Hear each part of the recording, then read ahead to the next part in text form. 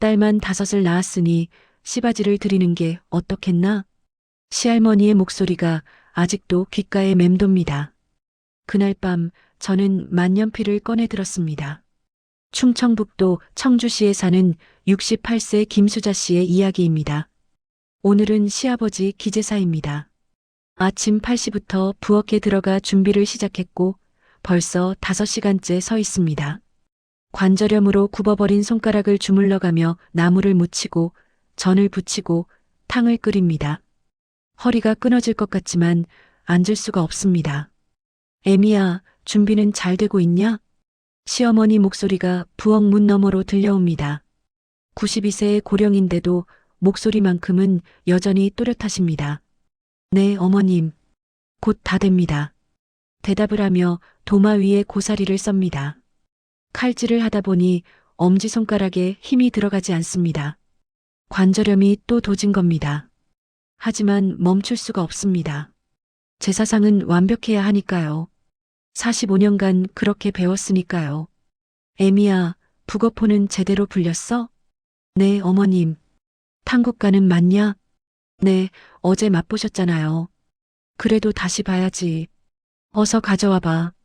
국을 떠서 가져다 드리면 시어머니는 한 숟가락 떠서 맛을 보시고는 고개를 저으십니다. 이게 뭐야? 간이 싱겁잖아. 다시 해. 네, 어머님. 부엌으로 돌아와 소금을 조금 더 넣습니다. 어제 맛보실 때는 괜찮다고 하셨는데 한숨이 나오려는 걸 꾹 참습니다. 참 힘이 듭니다. 오후 4시쯤 남편 홍덕이 골프에서 돌아왔습니다. 현관문을 열며 큰 소리로 외칩니다. 여보, 물 좀 갖다 줘. 알았어요. 냉장고에서 시원한 물을 따라 거실로 가져갑니다. 홍덕은 소파에 벌렁 누워 TV를 보고 있습니다. 오늘 제사상 제대로 차려놔야 돼. 어르신들 다 오신다니까. 알아요. 아, 그리고 내일 손님 5명 정도 올 거라고 내가 했지? 점심상 준비 좀 제대로 해놔. 대답은 하지만 가슴속에선 뭔가 끓어오릅니다. 45년 동안 단 한 번도 수고했어라는 말을 들어본 적이 없습니다. 당연한 거니까요. 며느리가 하는 당연한 일이니까요. 저녁 7시 잠깐 방에 들어가 쉬려는데 딸 윤희에게서 전화가 옵니다. 엄마, 오늘 제사지?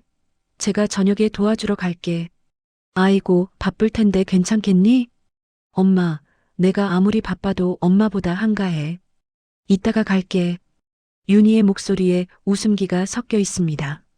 이혼하고 혼자 사는 딸이 가장 편하게 느껴지는 건 아마 이 집의 답답함을 누구보다 잘 아는 사람이기 때문일 겁니다. 밤 9시 윤희와 거의 준비를 마쳤습니다. 엄마, 다 준비된 거야? 제사 몇 시에 지내지? 11시 반에 시작할 거야. 그럼 아직 시간 있네.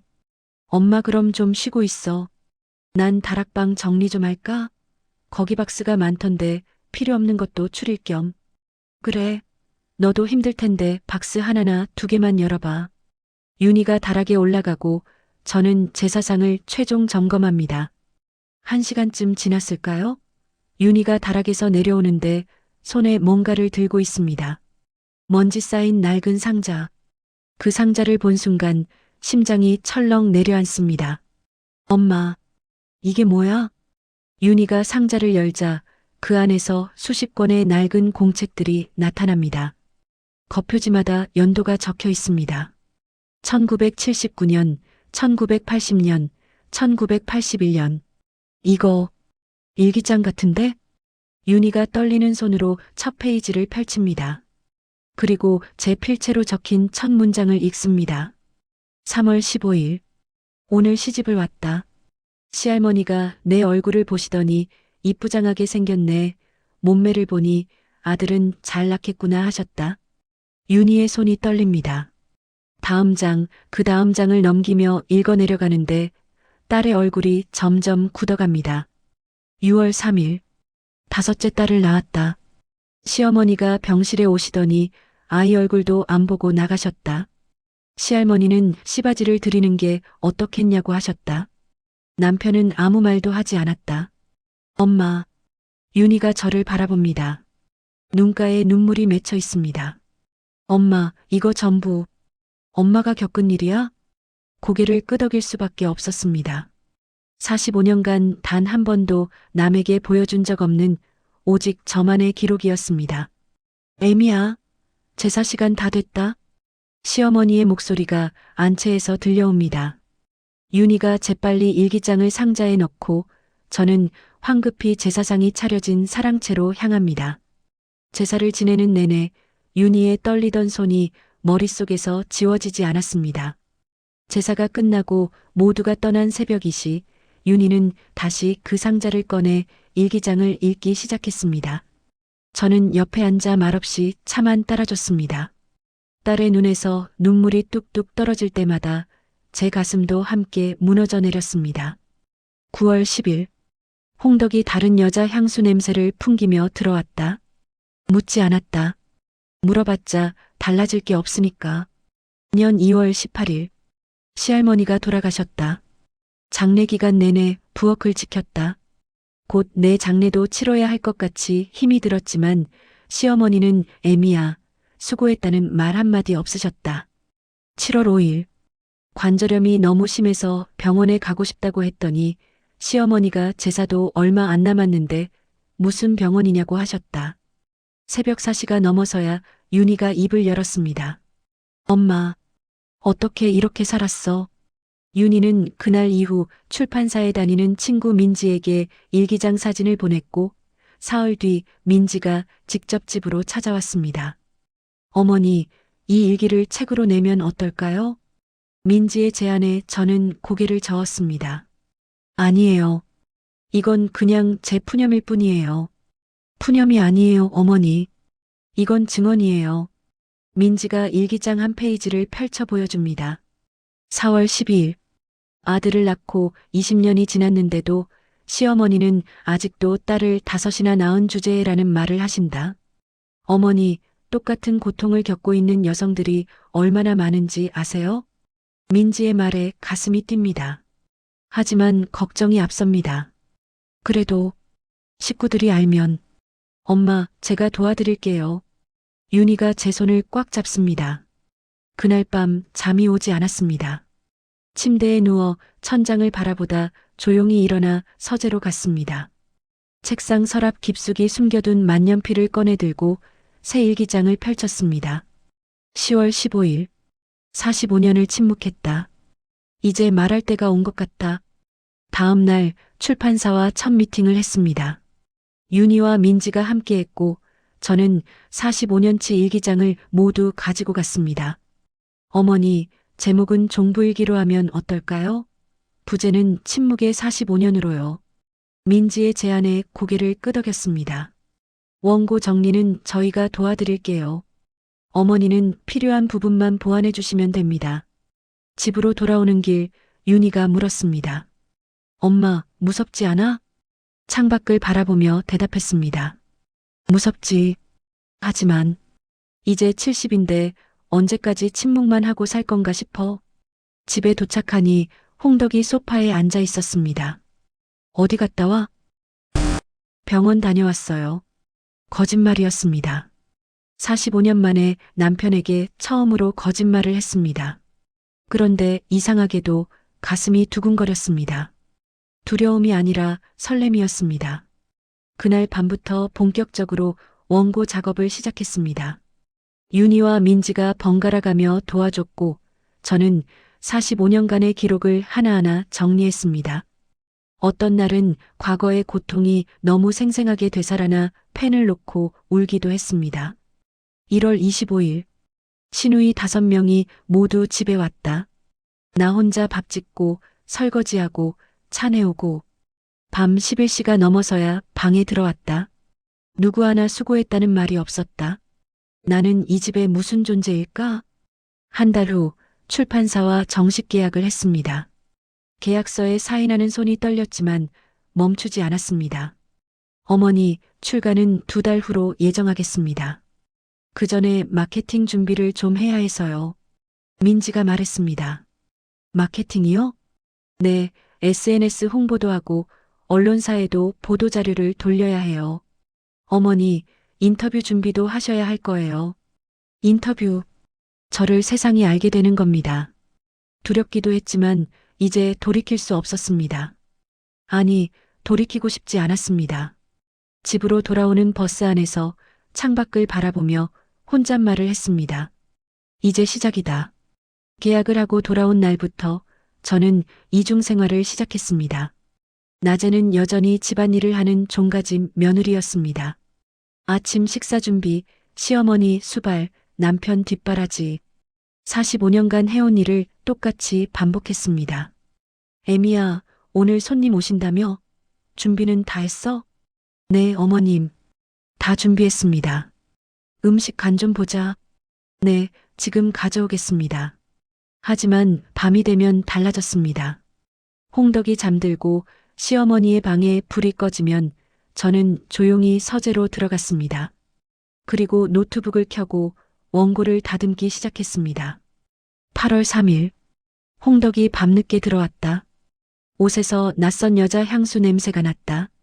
어디 갔다 왔어요? 물었더니 회식이었어. 왜 뭐? 라고 했다. 의심할 수밖에 없는 건 당신 때문인데. 이 부분을 다듬으며 손이 떨렸습니다. 이걸 세상에 공개하면 홍덕은 어떻게 반응할까? 시댁 식구들은 어떻게 나올까? 하지만 멈출 수가 없었습니다. 다음 날 아침 평소처럼 아침상을 차렸습니다. 애미야, 나물이 싱겁다. 몇 년을 부엌에서 일하는데 간도 아직 못 맞춰? 네, 어머님. 밥도 너무 질어. 내가 된밥 좋아하는 거 모르냐? 너 일부러 그러냐? 죄송합니다. 시어머니의 잔소리를 들으며 속으로 생각했습니다. 조금만 더 참자. 곧 끝이 난다. 그날 저녁 민지에게서 전화가 왔습니다. 어머니, 표지 디자인 나왔어요. 보내드릴게요. 휴대폰으로 받은 표지를 보는 순간 눈물이 났습니다. 검은 바탕에 낡은 일기장 한 권이 놓여 있었습니다. 그 위에 제목이 새겨져 있었습니다. 종부일기 마이너스 침묵의 45년. 이게 정말 내 책이구나. 어머니, 표지 마음에 드세요? 네. 좋습니다. 출간일은 12월 1일로 확정했어요. 한 달 남았네요. 한 달. 단 한 달 후면 모든 게 세상에 드러나는 겁니다. 그날 밤 잠을 이룰 수 없었습니다. 침대에 누워 천장을 바라보며 일어날 일들을 상상했습니다. 시댁 식구들의 분노, 남편의 배신감, 아들의 당혹감. 하지만 동시에 다른 생각도 들었습니다. 나와 같은 여성들이 이 책을 읽으면 위로받을까? 용기를 낼까? 그 생각을 하니 조금 마음이 편해졌습니다. 일주일 후 또 다른 제사가 있었습니다. 시할아버지 기제사였죠. 아침부터 저녁까지 부엌에서 음식을 만들고 제사상을 차렸습니다. 홍덕의 누님들이 모두 왔고 저는 그분들 시중을 들었습니다. 애미야, 물 좀 가져와. 옳게, 수건 좀 갖다 줘. 애미야, 과일 좀 더 깎아와. 45년간 들어온 말들이었습니다. 하지만 이제는 다르게 들렸습니다. 곧 끝이다. 곧 이 모든 게 끝난다. 제사를 마치고 모두가 떠난 후 저는 혼자 사랑채에 남아 제사상을 정리했습니다.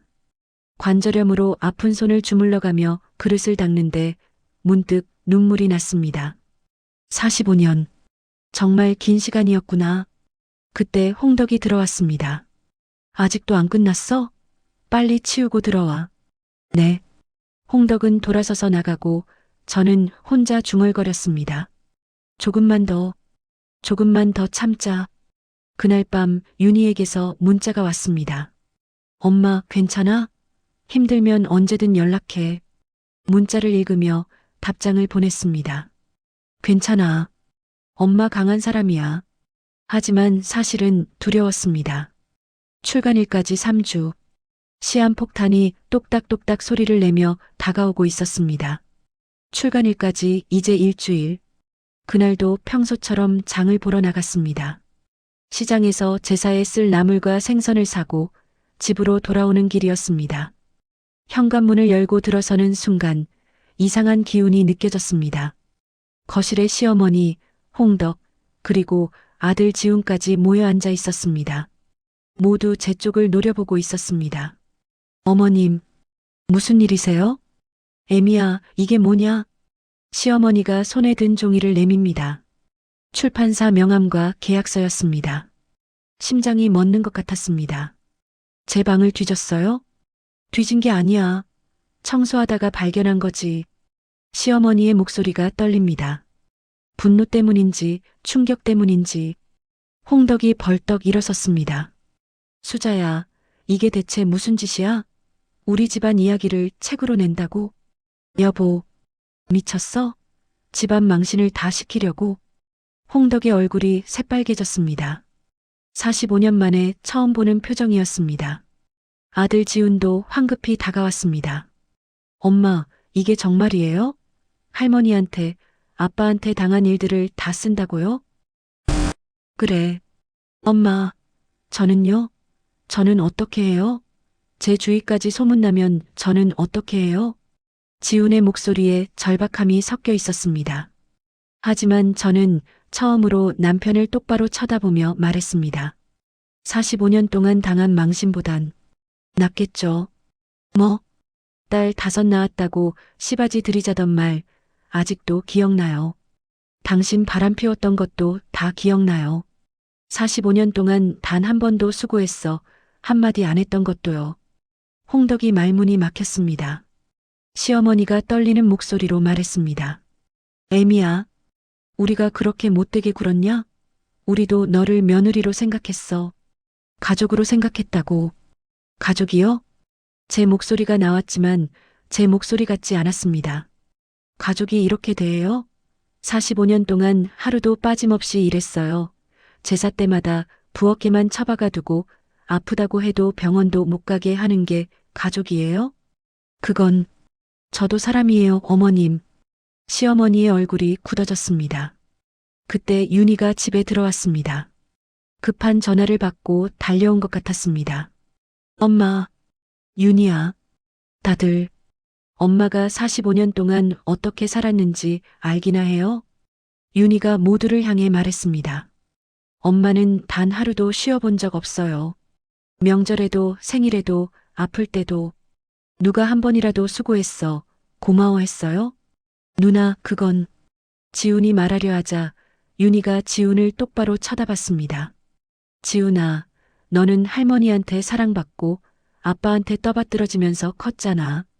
근데 엄마는 딸 5 낳았다고 평생 죄인 취급받으며 살았어. 거실이 조용해졌습니다.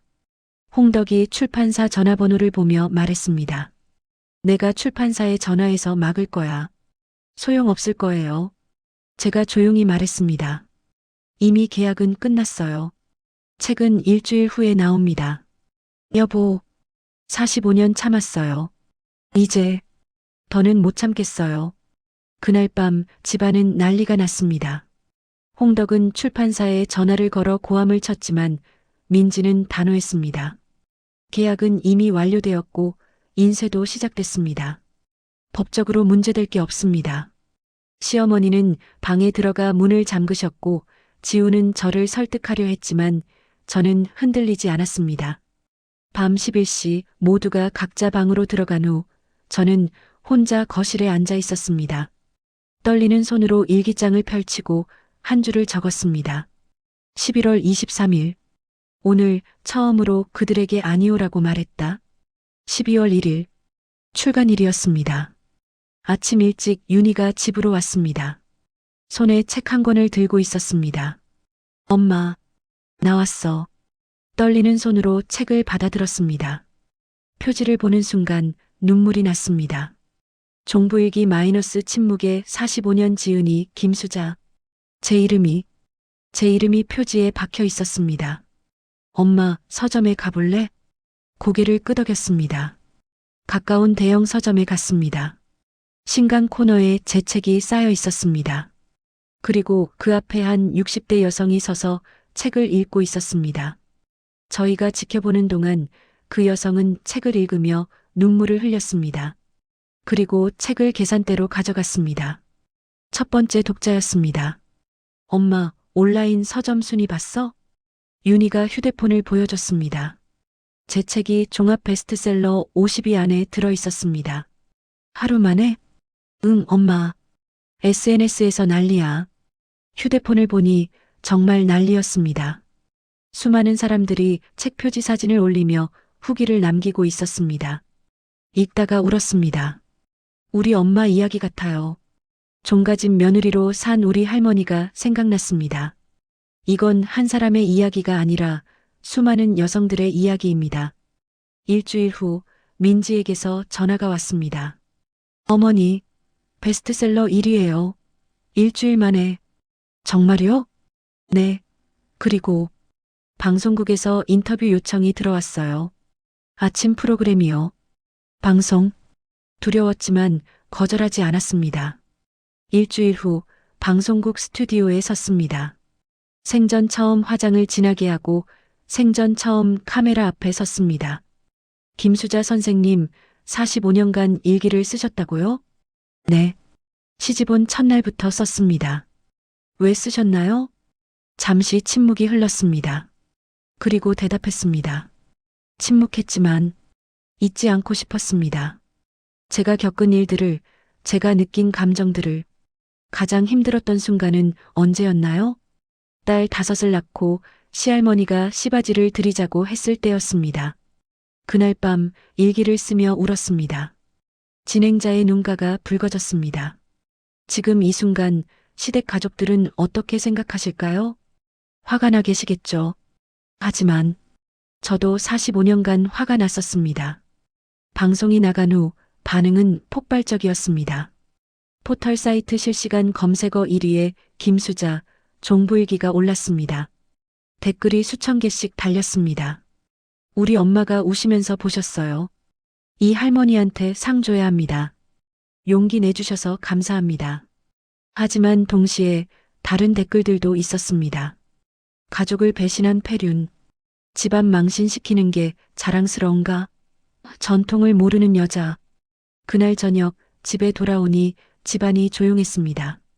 시어머니는 방문을 잠그고 나오지 않으셨고 홍덕은 저를 보지도 않았습니다.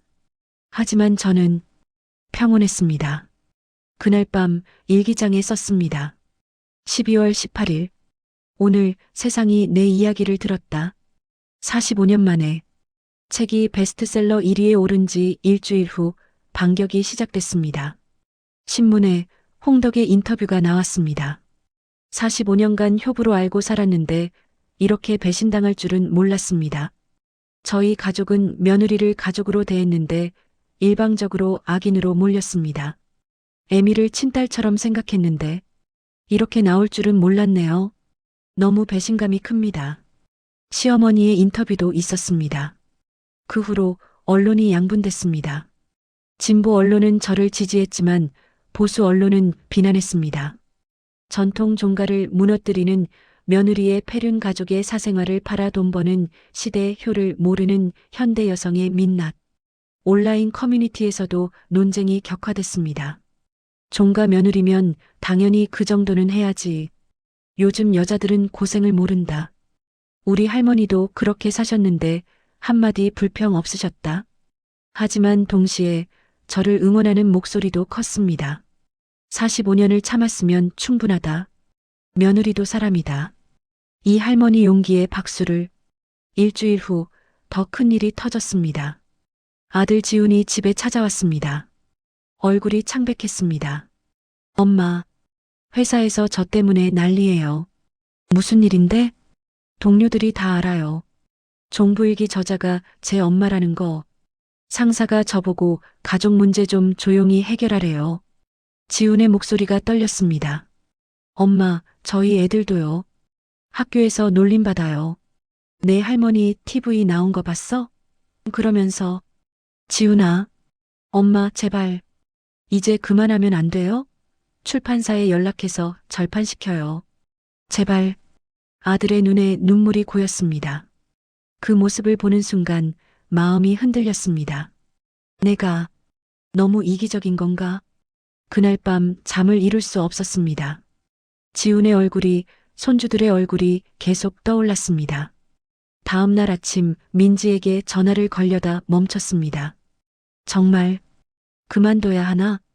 오후에 시장에 나갔는데 사람들의 시선이 느껴졌습니다. 저 사람이 그 종부일기 쓴 사람 아냐? 맞네. TV에서 봤어. 쯧쯧 집안 망신을. 수군거리는 소리가 들렸습니다. 등 뒤에서 바늘로 찌르는 것 같았습니다. 집으로 돌아오는 길 발걸음이 무거웠습니다. 현관문을 열고 들어서는데 거실에 홍덕이 앉아 있었습니다. 여보, 이혼하자. 뭐라고요? 이혼하자고. 그렇게까지 말렸는데 무시하고 결국은 집안 망신을 다 시키고 긴 말 할 거 없이 어차피 이렇게 된 거 깔끔하게 정리하자. 홍덕의 목소리에는 피로가 묻어 있었습니다. 당신도 원하는 거잖아. 나한테서 벗어나고 싶은 거. 대답을 하지 못했습니다. 이혼. 45년 만에 처음 들어보는 말이었습니다. 그날 저녁 윤희가 급히 찾아왔습니다. 엄마, 괜찮아? 응. 엄마, 포기하지 마. 지금 엄마를 응원하는 사람이 훨씬 많아. 하지만 저는 대답할 수 없었습니다. 그날 밤 일기장을 펼쳤습니다. 하지만 한 글자도 쓸 수 없었습니다. 손이 떨렸습니다. 내가 잘못한 걸까? 이렇게 소란스러운 상황을 내가 자초한 건 아닐까? 절망에 빠져 있던 어느 날 아침 우편함에 편지가 가득 들어 있었습니다. 하나하나 뜯어보기 시작했습니다. 첫 번째 편지는 70대 할머니가 보낸 손편지였습니다. 수자 씨, 저도 45년을 참았습니다. 종가집은 아니었지만 시집살이는 똑같았습니다. 당신 책을 읽으며 처음으로 울었습니다. 내 인생이 잘못된 게 아니었구나 하고 깨달았습니다. 고맙습니다. 두 번째는 60대 여성의 이메일을 출력한 것이었습니다. 어제 남편에게 이혼을 요구했습니다. 30년을 참았는데 수자 씨 덕분에 용기가 생겼어요. 나도 나를 위해 살고 싶어요. 세 번째, 네 번째, 다섯 번째. 편지는 수백 통이었습니다. 엄마한테 이 책 선물했어요. 엄마가 우시면서 읽으셨어요. 며느리에게 미안하다고 처음으로 말했습니다. 제 딸은 이렇게 살지 않았으면 좋겠습니다. 손이 떨렸습니다. 눈물이 났습니다. 나 혼자만의 이야기가 아니었구나. 그날 오후 출판사에서 연락이 왔습니다. 어머니, 서울 광화문에서 독자 간담회 하면 어떨까요? 독자들이 너무 만나고 싶어 하세요. 제가 그런 자리에 나가도 될까요? 어머니는 이미 수많은 여성들의 목소리가 되셨어요. 일주일 후 광화문 서점에서 독자 간담회가 열렸습니다. 100명 정도 올 거라던 예상과 달리 300명이 넘는 사람들이 몰려왔습니다. 50대부터 70대까지 대부분 여성이었습니다. 떨리는 마음으로 단상에 섰습니다. 안녕하세요. 김수자입니다. 그 순간 박수가 터져 나왔습니다. 우레와 같은 박수였습니다. 첫 번째 질문이 들어왔습니다. 선생님, 후회하지 않으세요? 잠시 생각했습니다. 그리고 대답했습니다. 후회요? 45년을 침묵한 건 후회합니다. 하지만 지금 이 순간은 전혀 후회하지 않습니다. 또 박수가 터졌습니다. 두 번째 질문. 가족들과는 어떻게 되셨나요? 이혼 절차를 밟고 있습니다. 45년 만에 제 인생을 되찾으려고요. 한 70대 할머니가 일어나 말했습니다. 선생님, 저는 50년을 참았어요. 이제 75살인데 늦었을까요? 아니요. 늦지 않았어요. 우리한테는 아직 시간이 있어요. 할머니가 울기 시작했습니다. 옆에 앉은 사람들이 할머니를 안아줬습니다. 간담회가 끝난 후 한 사람씩 다가와 악수를 청했습니다. 용기 주셔서 감사합니다. 선생님 덕분에 제 인생을 돌아봤어요. 저도 일기 쓰기 시작했어요. 집으로 돌아오는 길 휴대폰에 문자가 왔습니다. 지훈이었습니다. 엄마, 오늘 뉴스 봤어요. 광화문 간담회. 엄마 정말 대단하세요. 죄송해요, 엄마. 제가 너무 이기적이었어요. 눈물이 났습니다. 버스 안에서 소리 없이 울었습니다. 그날 밤 집에 돌아오니 홍덕이 거실에 앉아 있었습니다. 여보, 네. 이혼 절차 협의 이혼으로 하자. 법적 다툼은 하지 말고. 홍덕의 목소리가 평소와 달랐습니다. 재산도 어른들이 계시니 반반을 주겠다고는 못하겠어 하지만 당신이 45년간 일한 값 잘 쳐서 나누는 걸로 해. 고개를 들어 홍덕을 봤습니다. 45년 만에 처음으로 남편이 작아 보였습니다. 고마워요. 미안하다. 45년간 고생시켜서 우리 어머니도 할머니도 다 그렇게 사셔서 당신이 애쓰는 것도 당연하다고 생각했어. 홍덕의 눈가가 붉어졌습니다. 그날 밤 일기장을 펼쳤습니다. 12월 20일. 오늘 수많은 여성들이 나에게 용기를 줬다. 나는 혼자가 아니었다. 우리는 함께였다. 3개월 후 이혼이 확정됐습니다. 45년 결혼 생활이 끝난 겁니다. 저는 작은 아파트를 얻어 이사했습니다. 생전 처음으로 제 이름으로 된 집이었습니다. 책인세는 예상보다 많이 나왔습니다. 베스트셀러 1위를 3달 넘게 지켰고 해외 출판 계약도 들어왔습니다. 엄마, 이 돈으로 뭐 하고 싶어? 윤희가 물었습니다. 카페? 하나 내볼까? 카페요? 응. 작은 한옥 카페. 종가에서 배운 전통차랑 다가도 내놓고 힘든 사람들이 모여서 이야기 나눌 수 있는 그런 곳. 한 달 후 북촌 한옥마을에 작은 카페를 열었습니다. 이름은 수자의 방. 간판을 다는 날 눈물이 났습니다. 68년을 살았지만 처음으로 제 이름을 내건 공간이었습니다. 오픈 첫날 손님이 몰려왔습니다. 대부분 책을 읽은 독자들이었습니다. 선생님, 여기서 차 한잔하고 싶었어요. 선생님 손으로 만든 음식 먹고 싶었어요. 카페는 금세 입소문이 났습니다. 단순히 차를 마시는 곳이 아니라 이야기를 나누는 곳이 되었습니다. 50대, 60대, 70대 여성들이 모여 앉아 각자의 삶을 나눴습니다. 저도 시집살이 40년 했어요. 저는 남편 바람기 때문에 힘들었어요. 저는 아들 낳으라는 압박이 제일 힘들었어요. 모두가 각자의 종부일기를 가지고 있었습니다. 어느 봄날 오후 지훈이 아내, 아이들과 함께 찾아왔습니다. 엄마, 장사 잘 되시네요? 그럭저럭. 잘 돼. 엄마, 정말 행복해 보이세요. 지훈이 처음으로 제 눈을 똑바로 바라보며 말했습니다. 엄마, 제가 와이프한테 많이 배우고 있어요. 집안일도 같이 하고 애들 목욕도 제가 시키고. 며느리가 수줍게 웃으며 말했습니다. 어머님 책 읽고 지훈 씨한테 변하라고 했어요. 잘했어, 잘했어. 손주들이 카페를 뛰어다니며 웃었습니다. 그 모습을 보며 흐뭇한 미소가 나왔습니다. 저녁 무렵 딸들이 하나둘 모여들었습니다. 엄마, 오늘 저녁 같이 먹자.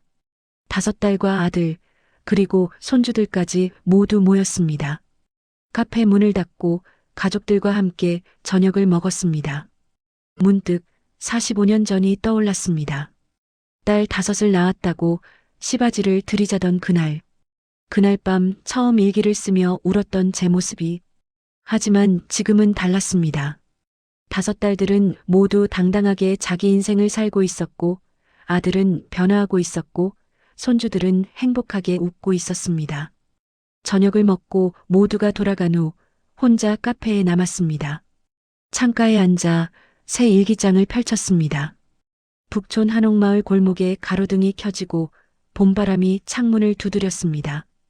펜을 들고 첫 줄을 적었습니다. 3월 15일. 오늘부터는 나의 이야기를 쓴다. 누구의 며느리도 누구의 엄마도 아닌 김수자의 이야기. 나의 첫 페이지. 창밖에는 벚꽃이 만발했습니다. 환하게 웃으며 다음 페이지를 넘겼습니다. 새로운 이야기를 쓸 준비가 되어 있었습니다. 새로 시작하는데 늦은 나이는 없습니다. 용기를 낸 것에 늦은 때는 없습니다. 여러분도 수자 씨처럼 용기를 내본 적이 있으신가요? 혹은 주변에 수자 씨 같은 분이 계신가요? 댓글로 수자 씨의 새로운 인생을 응원해 주세요. 그리고 여러분의 이야기도 들려주세요. 우리 모두가 서로에게 힘이 될 수 있습니다. 오늘도 힘내세요. 여러분의 내일은 오늘보다 더 빛날 겁니다. 항온의 사랑 아픔 대신 짜릿한 복수 황로베사